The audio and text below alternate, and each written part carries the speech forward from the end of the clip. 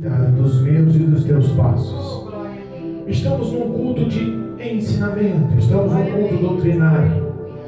E glorificamos a Deus porque Jesus está aqui. Glorificamos a Deus porque em meio às provas, às lutas, às dificuldades, Ele está presente. Muitas das vezes se sentimos sós. Muitas das vezes Deus permite que ficamos sós. Muitas das vezes as lutas se tornam tão duras, tão árduas, que olhamos ao redor e aparentemente estamos sós. Os nossos corações sofrem, sentimos. Mas a palavra nos ensina que Deus jamais nos deixaria abandonados. Que a presença dele seria a nossa fortaleza, nosso refúgio, nosso socorro, está na presença do Espírito de Deus. E na época de Jesus Cristo, quando ele estava em ação com o seu ministério, não era de formas diferentes. Deus me deu uma palavra, eu quero compartilhar o que Deus colocar no meu coração. Está no livro de Lucas, ou Doutor Lucas, homem de Deus, Mateus, Marcos, Lucas, do Novo Testamento, capítulo 7, versículo 11 em diante. O tema da leitura: o filho da viúva de Naim. Louvado seja Deus.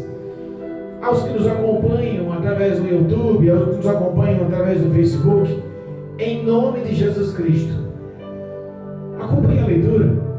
Se possível, pegue um exemplo bíblico, possa ser pelo aplicativo no celular, não tem problema, ou pegue uma Bíblia física mesmo. Sente-se, concentre-se. Deus tem algo para o teu coração. Hoje é de suma importância aprendermos a valorizar o momento que temos de refletir na palavra de Deus. Amém? Amém. Em nome de Jesus. Lucas capítulo 7, versículo 11 diz assim: e aconteceu pouco tempo depois ir ele à cidade chamada Naim, e com ele ia muitos dos seus discípulos e uma grande multidão. E quando chegou perto da porta da cidade, eis que levavam um defunto, filho único de sua mãe, que era viúva, e com ela e uma grande multidão da cidade. E vendo-a, o Senhor moveu-se de íntima compaixão por ela e disse-lhe: não chores. E chegando-se, tocou o esquife, e os que o levavam pararam, e disse: jovem, eu te digo, levanta-te. E o defunto assentou-se e começou a falar, e entregou-o à sua mãe. E de todos se apoderaram o temor e glorificavam a Deus, dizendo: um grande profeta levantou entre nós. E Deus visitou o seu povo, e correu dele esta fama por toda a Judeia e por toda a terra circunvizinha. Amém? Amém. Louvado seja Deus. Aleluia. Nós sabemos que o cenário do ministério de Jesus foi marcado por grandes episódios. Aleluia, meu Deus. Foi marcado por grandes palestras, foi marcado por grandes sermões, mas também foi marcado por muitos milagres. Aleluia. Foi marcado por muitos acontecimentos sobrenaturais. Verdade. Muitas curas, libertações. O Senhor mostrou em várias situações que havia poder sobre a vida dele, autoridade sobre a vida dele. Aleluia, meu Deus. A Bíblia fala que Jesus, em todo o seu percurso, mostrou os sinais e os prodígios através do Espírito de Deus que estava sobre a vida dele. Aleluia, Deus. E uma coisa podemos notar, que não havia limite para isso. É verdade. Não havia limitação para isso. Cristo, ele nunca se pôs em situações ao qual Deus usaria ele espiritualmente através de um sinal, de um milagre, de uma cura, de uma libertação. E Cristo nunca se pôs numa situação de falar: hoje eu não posso. Oh, Deus. Cristo nunca se pôs numa situação de falar assim: hoje eu estou esgotado, não vai ser milagre. Acabou o limite do dia. Eita. Nunca houve uma situação que colocasse Jesus apertado entre quatro paredes, sem solução. A Bíblia fala que Cristo, poderosamente, cheio da presença de Deus, Ele nunca se limitou. Ele mostrou, através do amor, através da tua benevolência, se doando com todo o teu ser.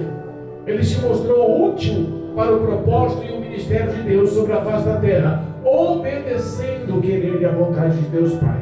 Glória a Deus. Se nós pensarmos no capítulo 7, que nós lemos de Lucas, ele tinha acabado de realizar um milagre. Lembra da história do centurião de Cafarnaum? Aleluia. Na sequência, sai de Cafarnaum e vai para uma cidadezinha pequenininha. Em alguns termos ou algumas traduções bíblicas dizem que era um vilarejo. Não era uma cidade grande, era uma cidade pequena, um vilarejo agrícola. Por nome Naim. A caminhada ou percurso era de quase 2 dias, cerca de mais de 50 quilômetros. Entenda que Jesus percorreu mais de um dia, quase 2 dias de caminhada, 50 quilômetros no local árido, deserto, rochas, pedras, sem recurso, difícil, só para alcançar uma mulher, só para alcançar os sentimentos dessa mulher.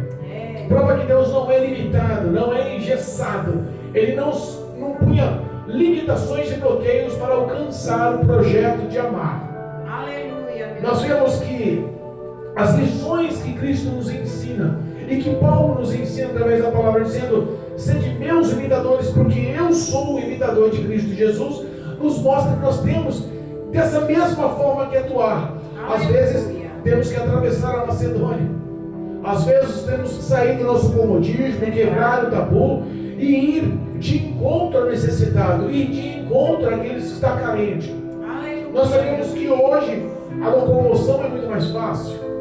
Hoje, na situação mais crítica, pegamos o ônibus, ou na situação mais favorável, chamamos o Uber, ou os que têm os seus carros, ou suas motos, seu meio de transporte, aviões e etc. Nós sabemos que a facilitação hoje do meio de transporte é muito grande, mas Jesus não, ele percorria a pé, no máximo em cima de um jumentinho. Ele não ia só. A Bíblia fala que ao chegar com destino a Naim, ele estava com muitos dos seus discípulos e também com uma grande multidão. Tradução: existiam pessoas fiéis que não se olhavam para si, se julgando incapaz. Não vou seguir Jesus, eu não vou aguentar. Não vou seguir Jesus, você está maluco? 50 quilômetros a pé nesse deserto, nessa rocha. Não vou não, está muito quente. Eu não tenho uma água fresquinha, não tenho um cantinho, não tenho... Não dá, não, que isso é coisa. Jesus vai lá, faz um milagre, eu vou ficar aqui. Não. As pessoas se doavam ao poder do Evangelho. As pessoas se doavam ao poder de Cristo. Elas queriam ouvir os conselhos, as palavras, os sermões. O que Cristo proferia em parábolas enchia o coração. Os milagres eram notórios, aquilo aumentava a fé, crescia a unção, agora o poder do Senhor Jesus era reconhecido, e toda aquela multidão queria isso, queria se encher, queria se alimentar, queria se aprofundar em Cristo Jesus. Aleluia, meu Deus. A Bíblia fala que ao chegar perto, à porta da cidade, sabemos que a cidade de Naim era uma cidade pequena. O significado da palavra Naim era como um vilarejo aconchegante ou tranquilo. Era um local pequeno, de paz, era um local de sossego. Mas aquela cidade, ela tinha só uma entrada, ela tinha só uma saída, e era de comum, ou era hábito litúrgico daquele povo, do povo hebreu, de não colocar cemitério dentro das cidades. Então, quando ocorria o falecimento de algum que morava, que pertencia àquela cidade, eles tinham o hábito de não enterrar dentro da cidade, dentro do percurso interno da cidade. Por isso formavam os cemitérios fora da cidade. Ao chegar Jesus com seus discípulos e uma grande multidão, ele se encontra à entrada da porta da cidade com outra grande multidão. Só que dessa vez, entenda, essa grande multidão, ela estava seguindo um morto. Ela estava com o propósito de ir com o morto, de acompanhar o morto, de levar o morto. O propósito era fúnebre, era de dor. Mas se nós pararmos para pensar, se existia uma multidão que estava seguindo Jesus Cristo, que representava vida, representava cura, representava libertação, representava salvação, representava alegria, paz, representava vida abundante, do outro lado tinha uma multidão que estava sendo guiada por um morto, representando dor, representando choro, representando males, representando solidão, representando escassez, necessidade, representando saudade, representando males. Entenda que aquelas duas multidões se encontram, mas o olhar de Jesus estava focado em um coração, estava focado em um sentimento. Às vezes nós vemos grandes pessoas, grande número de pessoas, um grande povo seguindo a líderes que estão mortos. Às vezes nós vemos pessoas seguindo a outros deuses mortos. Nós estamos servindo ou seguindo a Jesus Cristo. Cristo está vivo, ressuscitado, à destra do Pai. Ele nos fala, Ele age, Ele nos ouve, Ele que nos responde, é Ele que mostra até hoje as mesmas ações de benevolências, as mesmas ações de misericórdias que aconteciam quando estava em seu ministério terreno, acontece espiritualmente na vida dos que creem. Glória a Deus. Nunca nos abandonou, nunca nos frustrou, nunca nos decepcionou. Cristo, vivo, ressuscitado, continua sendo um Deus atuante em nossas vidas. Aleluia. Mas, pastor, como que você está falando? Porque existem outros deuses que não tem essa ação, não tem esse vigor, não tem essa vida. E tem pessoas que cegamente continuam andando nesse mesmo percurso, depositando a sua fé em madeira, em gesso, em pedra, em ferro, em ouro, em prata. Da mesma forma, existem pessoas espiritualmente ligadas ao Evangelho de Jesus, que estão seguindo líderes, que estão mortos, mas não fisicamente, mas na fé. Não fisicamente, mas na santidade. Não fisicamente, mas numa vida espiritual oculta, camuflada pelo pecado. Meu Deus. Nós sabemos que a Bíblia nos ensina que um abismo chama o outro. É verdade.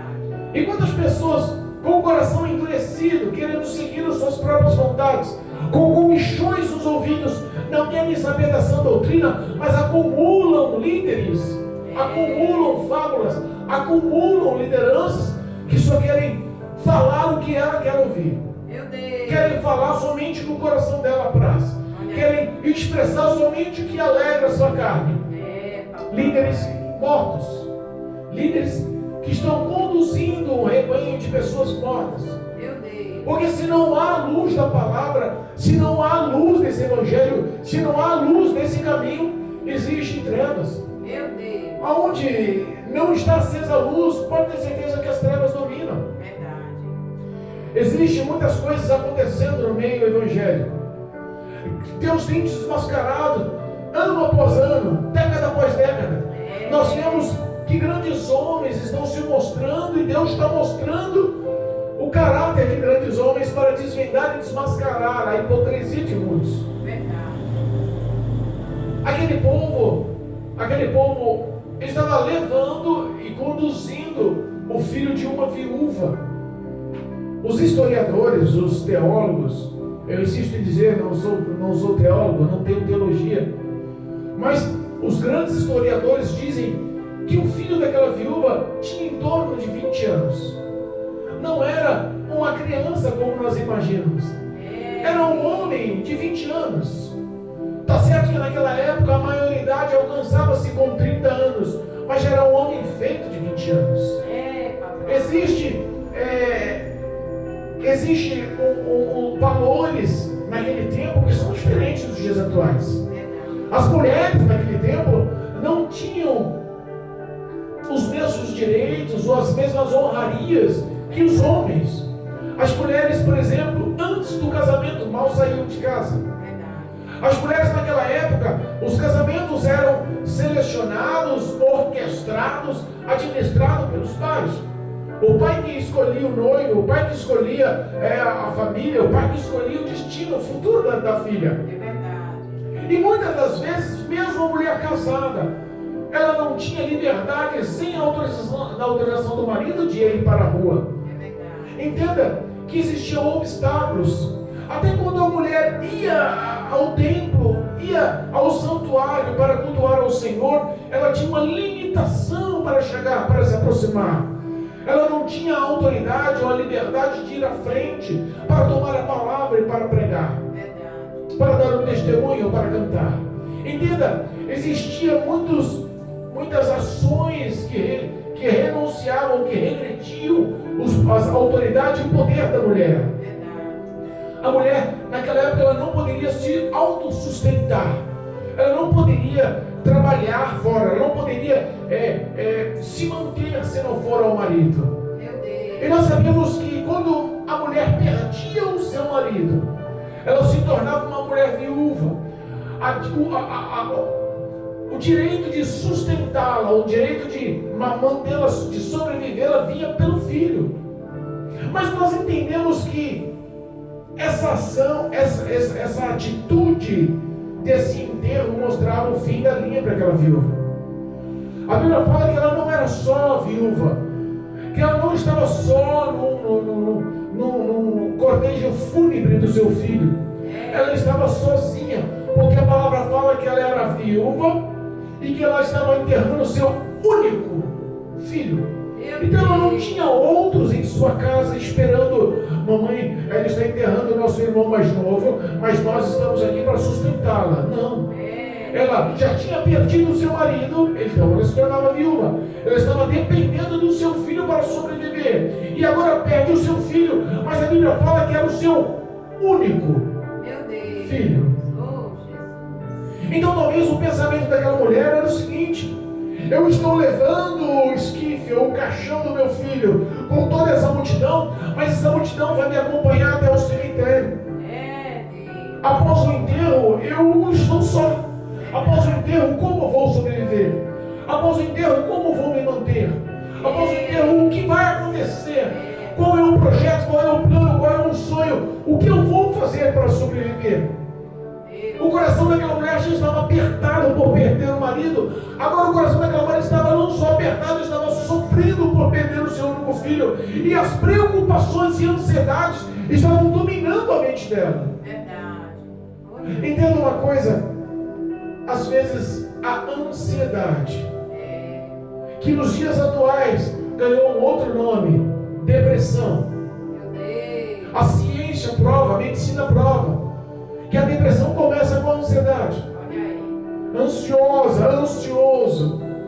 E o que nós mais vemos hoje são pessoas rumo ao cemitério espiritual, rumo a um destino de morte, de dor, que é o cemitério. Espiritualmente, pessoas estão vivendo esse perfil de sentimento, morta, e o desejo da morte, do suicídio, se torna cada vez maior através da depressão. Eu fiquei sabendo em uma reportagem, em um documentário, que algumas ações que nós não conhecemos ou não estamos a par, está assolando o mundo em alguns países.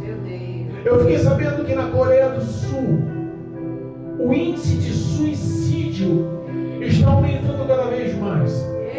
A população com quase 50 milhões de habitantes, em torno de 14 mil suicídios entre os idosos estão acontecendo anualmente. Muitas pessoas idosas, desamparadas, que não têm os seus recursos financeiros, estão se levando ao suicídio pela depressão.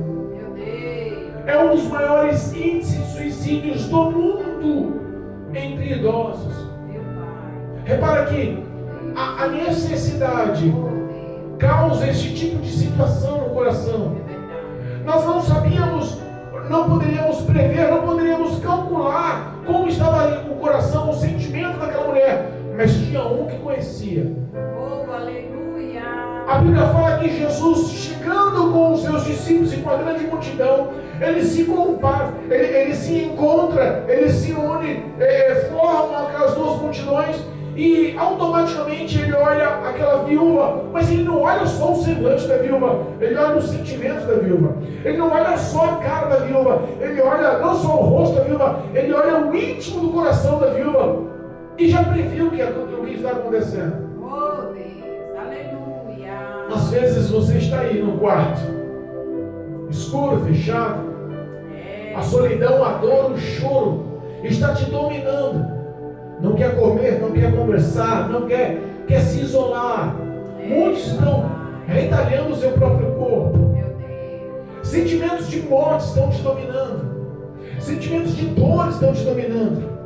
A sua baixa estima está tão grande, que parece não ter mais saída. É verdade. Parece que não tem mais futuro. Parece que você não consegue mais encontrar a luz no fim do túnel. Quantos olham para você e calculam uma coisa, mas o íntimo do teu ser é visto pelos olhos de Deus. Aleluia, meu Pai. Não há caminho aos olhos do homem para solucionar. A ciência ou a medicina te receita medicamentos ou tratamentos ineficazes, porque não curam. Tentam controlar, e isso não é um controle. Não existe controle. Deus. Entenda uma coisa. Cristo, quando entra na história, ele não entra para remediar. Cristo, quando entra na história, ele não entra para controlar. Ele entra para solucionar. Glória a Deus. Ele entra para dar um basta, um ponto final nas dores. É verdade. Existe um hino do Paulo Neto que eu gosto muito. E ele expressa, ele canta naquele hino. É um adolescente, Paulo Neto. Ele canta aquele hino me toca muito e fala muito a respeito dessa palavra. Ponto final em tudo aquilo que te faz sofrer. Olha aí. Ponto final em tudo aquilo que te faz chorar. Oh Deus. Ponto final em tudo aquilo. Olha só. Cristo encontrou com aquela viúva para dar um ponto final em tudo que estava na mente, tudo que estava no coração dela. Oh, Jesus. Os medos, as ansiedades ou até a depressão que poderia futuramente destruir a vida daquela mulher, teve um ponto final quando se encontrou com Jesus. Repara que não foi só a perspectiva do futuro, mas foi a dor do presente que Cristo curou. Aleluia. A Bíblia fala que ele moveu-se de íntima compaixão. Oh, glória a Deus. O destino daquela mulher que estava para o cemitério com a multidão foi desviado, voltaram para casa. Glória a Deus. Ninguém chegou a ir ao cemitério. O destino de morte que te aguarda, Cristo te encontra e muda o destino para o destino de alegria, o destino de paz, o destino de vida. Alcança teu povo. Aquela mulher teve outra perspectiva. É verdade. A primeira ação de mudança foi Cristo chegar, tocar nela e falar: olha, não chores. Oh, glória a Deus. Mas como é que você fala para uma mulher que está enterrando o seu filho, rodeado de muitas pessoas, um cortejo fúnebre, coração destruído, sem marido, sem futuro? Como é que você vira uma pessoa daí e fala: não chores? É até imprudente, é até insensível ou insensato. Mas aquele que falou não chores tinha conteúdo para falar não chores. Aleluia a Deus. Não posso eu falar para uma mulher dessa não chores, mas Jesus pode falar não chores. Olha aí, papai. O homem não tem nada, se não vir da parte de Deus, esquece, é balela, sabe, é um saco furado, são palavras que vão ao vento, mas as palavras de Jesus são vivas, têm conteúdo, a ação sobrenatural vem dos céus para mudar a sua vida. Glória a Deus, aleluia, eu creio, meu Deus. Quem te conhece, quem te entende, que vê os teus pensamentos e sentimentos, ele não se contém em acompanhar a sua dor e ficar quieto.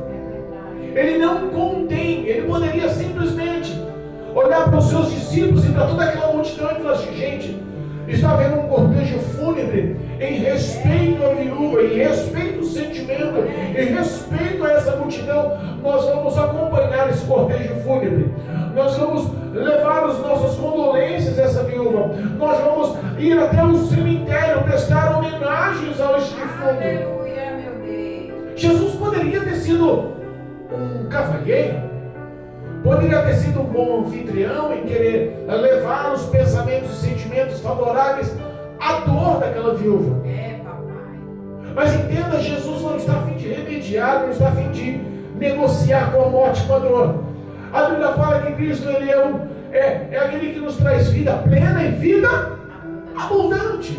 Glória a Deus. Se o projeto de Satanás é matar, roubar e destruir, entenda. O projeto de Cristo é outro para a sua vida. Aleluia.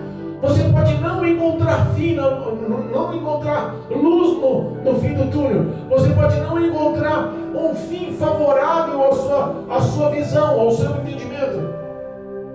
Talvez os aconselhamentos que estão tentando te induzir a uma paz fictícia com base de medicamento, não seja o que Jesus Cristo está reservado para você. Não é o que Jesus Cristo tem planejado para você. Aleluia, meu Deus. A única coisa que Ele quer é que você creia nele. A única coisa que Ele quer é que você exercite essa fé nele. Aleluia. Creia que tem um Deus que te olha. Creia que tem um Deus que te acompanha. Creia que há um momento certo para todas as coisas. Mas pastor, que momento é esse?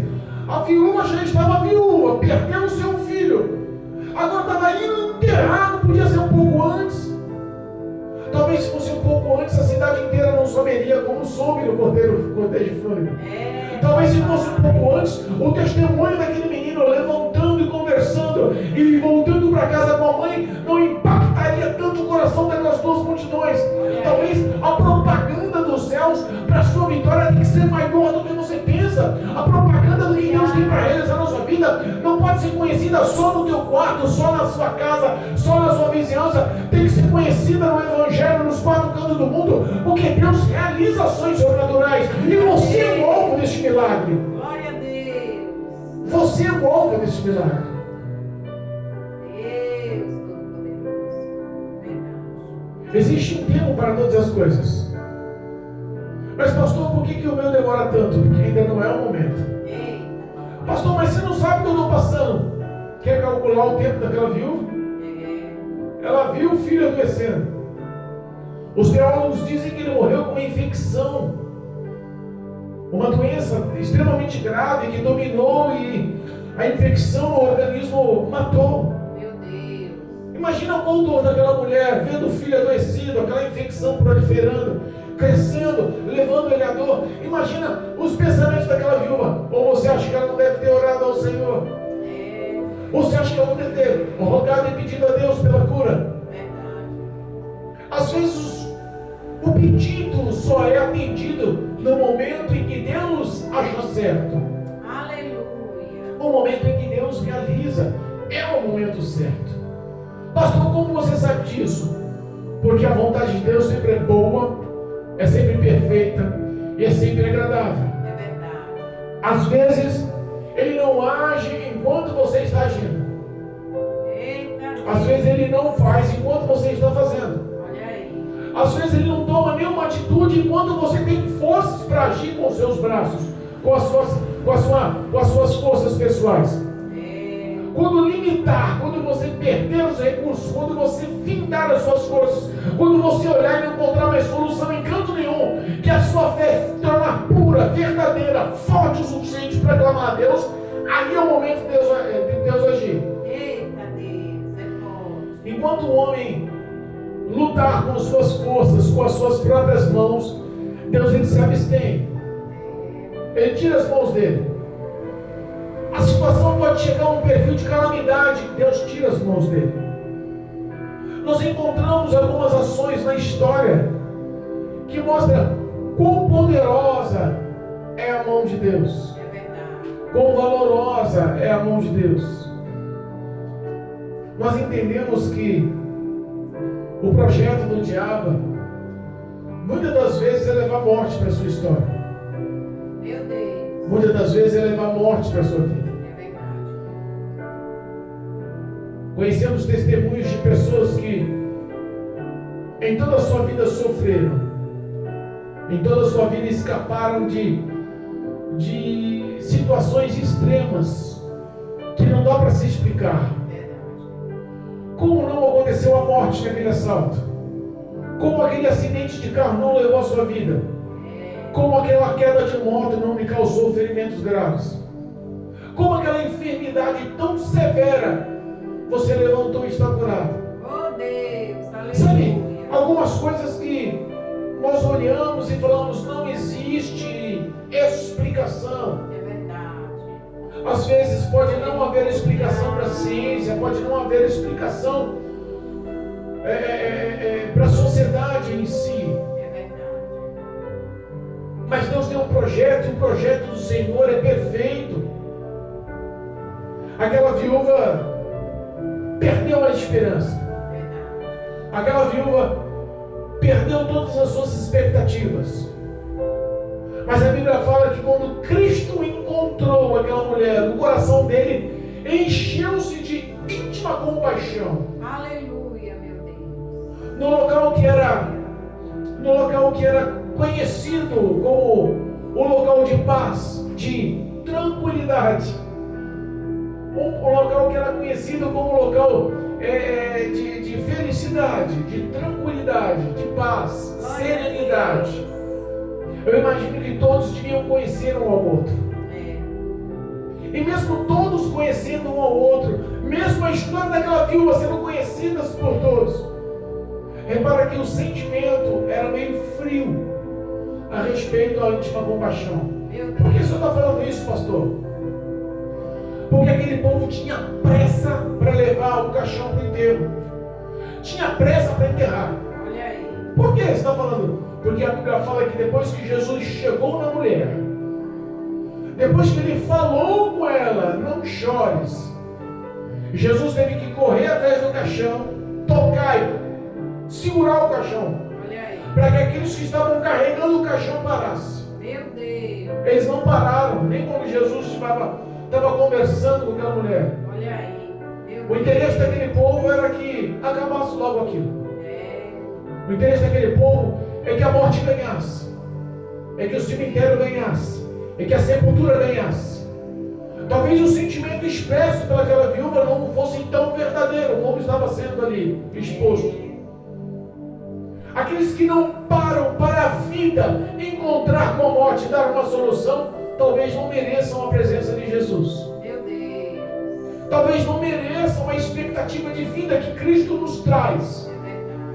Porque se você não tem amor ao próximo e está torcendo pelo mal, está torcendo pela dor, está torcendo pelo sofrimento, cuidado, precisa nascer de novo. Cuidado, precisa nascer novamente em Cristo, da água e do Espírito. É verdade. Muitos que estão ao redor, às vezes se mostram solícitos, abraços e tapinhas nas costas. Mas o íntimo do ser é se afastar.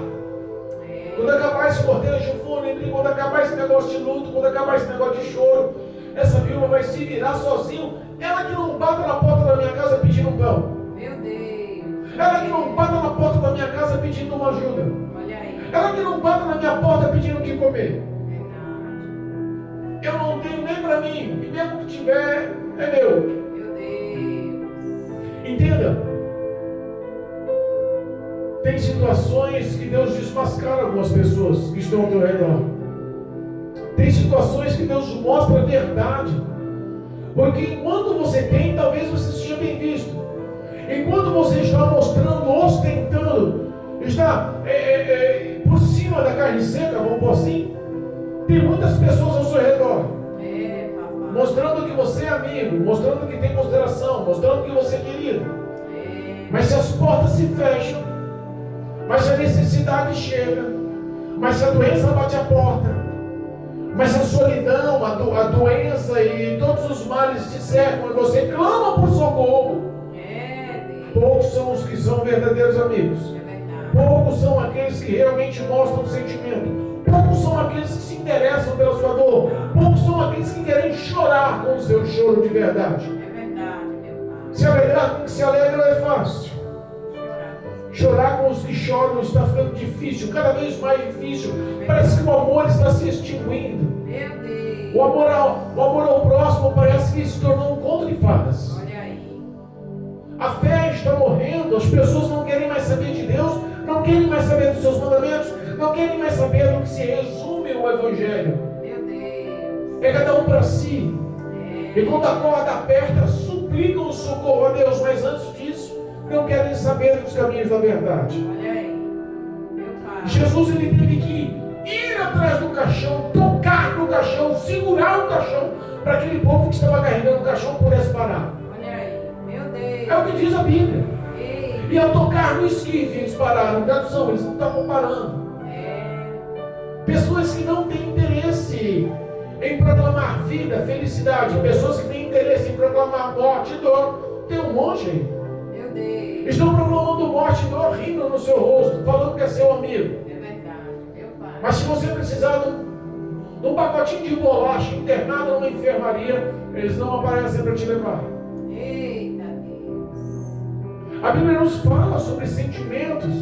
E os sentimentos eles não podem ser só expressos, eles têm que ter atitudes. Lembra lá em Mateus capítulo 25, quando Jesus fala daqueles que foram salvos e daqueles que foram condenados? Ele separou o bote das ovelhas. Ele chamou para onde benditos filhos do meu Pai.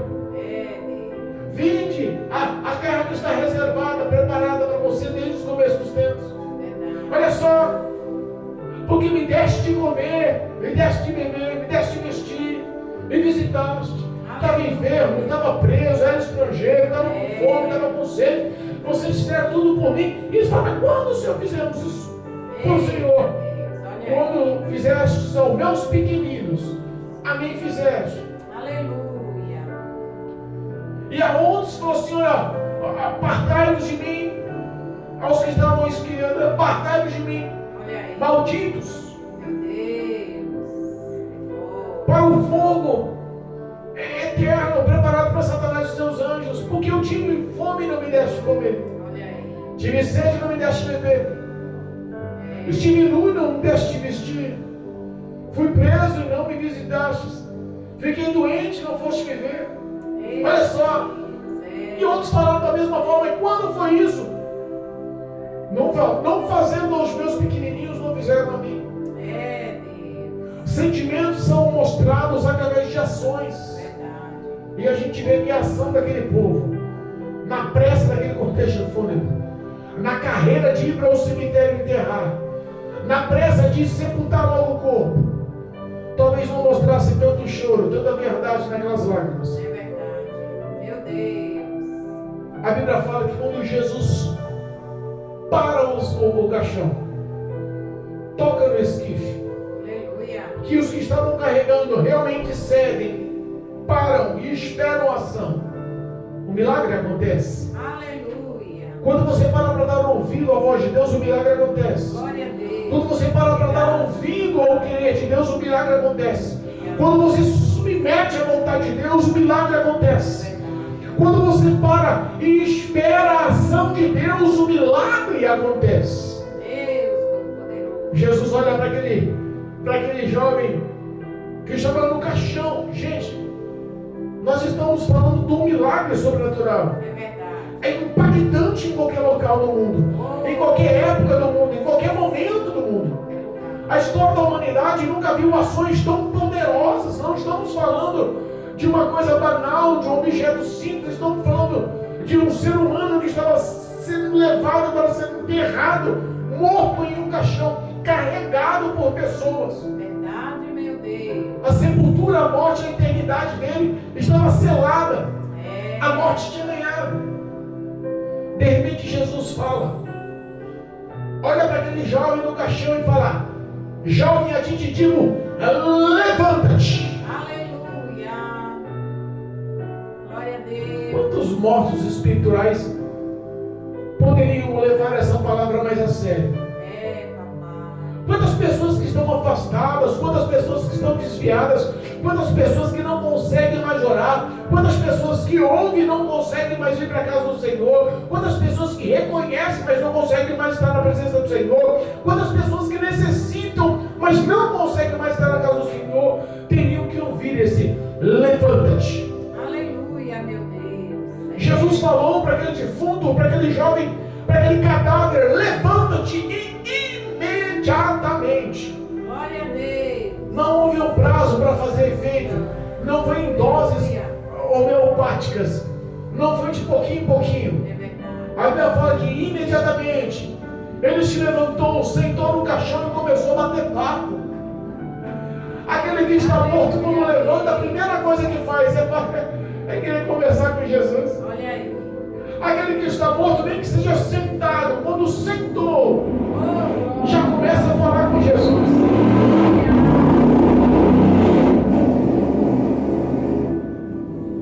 A morte tem que se render à vida.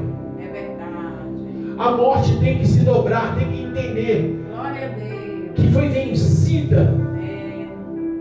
Cristo Jesus chegou e deu vida àquele rapaz morto. Aleluia. A alegria do coração daquele rapaz, talvez, sem entender o que está acontecendo, se sentou no caixão. Que história é essa? Mas estou sentado no caixão, que esse povo chorando. Para onde vocês estão me levando? O que está acontecendo? Deus fiel. Eu imagino que muitos que estão intestindo a morte, a caminho da morte, ao se encontrar com Jesus, vão entender quão preciosa é a presença de Cristo Jesus em nossas vidas. Aleluia. Eu creio, meu Deus. Eu creio que muitos que estão carentes, com a alma gritando, pedindo socorro, ao se encontrar com Jesus, vão reconhecer a necessidade de Jesus em suas vidas. Aleluia, meu Deus. A Bíblia fala que Jesus pega aquele rapaz e entrega novamente a mãe. Olha aí, meu Deus. Oh, Deus. Jesus não entrega só um filho vivo. Olha aí. Jesus entrega alegria para aquela mãe. Jesus entrega paz para aquela mãe. Jesus entrega perspectiva para aquela mãe. Jesus entrega futuro para aquela mãe. Jesus entrega o rompimento da ansiedade para aquela mãe. Jesus entrega o rompimento da depressão para aquela mãe. Jesus entrega projetos e sonhos para aquela mãe. Jesus entrega um futuro de vida para aquela mãe. Glória a Deus. Oh, A alegria dela estava restituída. A paz dela estava restituída. amém. Aquele coração que quando Jesus parou e sentiu íntima compaixão, que viu tudo que estava de dor lá dentro, se encheu de alegria. Jesus entregando aquele filho, ele viu que aquele coração estava transbordando de paz. Glória a Deus. Aleluia. Jesus pode romper com essa depressão toda. É verdade. Jesus pode jogar por terra essa ansiedade. Aleluia. O que o diabo projetou para a sua vida hoje cai por terra em nome de Jesus. Aleluia. Se o destino era a morte, hoje a vida te encontra em nome de Jesus. Não importa o que os outros pensem, não importa o que estão ao teu redor, não importa quantos dizem ser seu amigo, mas estão tentando projetar o seu mal. Hoje Cristo move-se de íntima compaixão por você. Aleluia. Glória a Deus. Hoje Cristo move-se de íntima compaixão, porque enxerga o íntimo dos teus sentimentos. Aleluia, meu Pai. Os projetos e sonhos continuam vivos. O amor de Deus continua efetivo, concreto, real sobre a sua vida. Amém, Jesus. Glória a Deus. Que Cristo possa te alcançar. Aleluia. Que o seu destino possa ser mudado. Que a libertação e a transformação possa mudar a sua vida. Glória a Deus. Que o teu nome escrito no livro da vida, que a presença do Espírito de Deus possa morar no templo que é o teu coração. Amém, Jesus. Para que você se sinta acolhido, filho de Deus, filha de Deus, amada de Deus, eleita de Deus, eleito de Deus. Aleluia. Creia no nome de Jesus. Que Cristo te alcance hoje.